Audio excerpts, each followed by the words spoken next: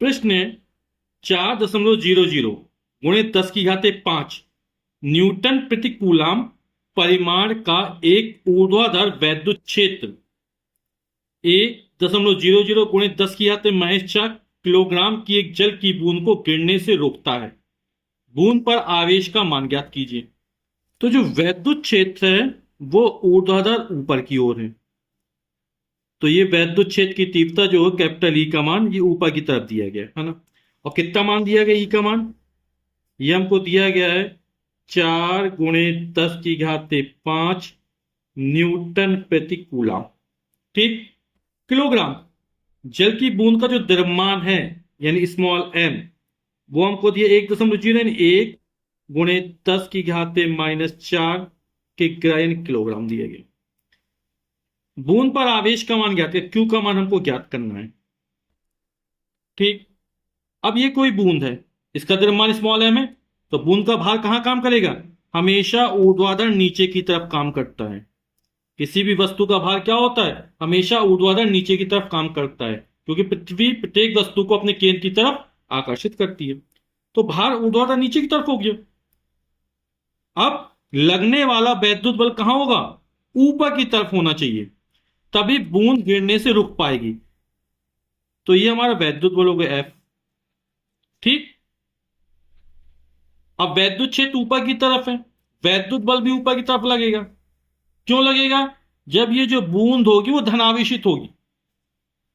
समझ रहे हैं ना आप लोग, वैद्युत बल ऊपर की तरफ कब लगेगा, जो धनावेशित कण होता है उस पर लगने वाला वैद्युत बल वैद्युत क्षेत्र की दिशा में होता है। तो हमें वैद्युत बल ऊपर की तरफ चाहिए ना, तो ये जो बूंद होगी है ना, ये कैसी होगी, धनावेशित होगी। और यदि ऋणावेशित होती तो इस पर जो वैद्युत बल लगता वो वैद्युत क्षेत्र की दिशा के विपरीत दिशा में लगता। धनावेशित कण पर लगने वाला वैद्युत बल वैद्युत क्षेत्र की दिशा में होता है, जबकि ऋणावेशित कण पर लगने वाला वैद्युत बल वैद्युत क्षेत्र की दिशा के विपरीत होता है। यानी ये बूंद कैसी धनावेशित है, तब इस पर लगने वाला बल वैद्युत क्षेत्र की दिशा में।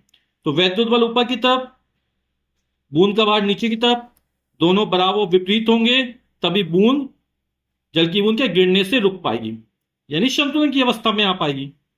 तो जल की बूंद गिरने से रुकती है मतलब संतुलन की अवस्था में। और कब होगा, जब वैद्युत बल का मान भार के बराबर होगा।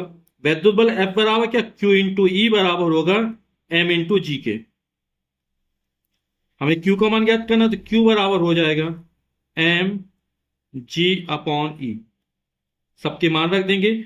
स्मॉल m का मान है 1 गुणित 10⁻⁻4, जी का मान 9.8 पृथ्वी का गोत्तीय त्वरण, ई का मान दिया 4 गुणित 10⁻5। कितना हो जाएगा ये 10⁻5, ऊपर पर माइनस हो जाएगा, -4 और -5 माइनस का 9 हो जाएगा, गुणित 10⁻⁻9। अब 9.8 में 4 का भाग करना, 4 दूनी 8, दशमलव लगा देंगे, 1 बचेगा, 18 हो जाएगा है ना। 4 चौक 16, 17 18 2 बचा, 0 बढ़ा 4 पंचे 20। तो 2.45 गुणित 10⁻⁻9 आवेश का मात्रक कूलाम, यानी कि जो बूंद पर आवेश होगा वो 2.45 गुणित 10⁻⁻9 कूलाम का धन आवेश होगा। ठीक, ये हमारा आंसर हो जाएगा।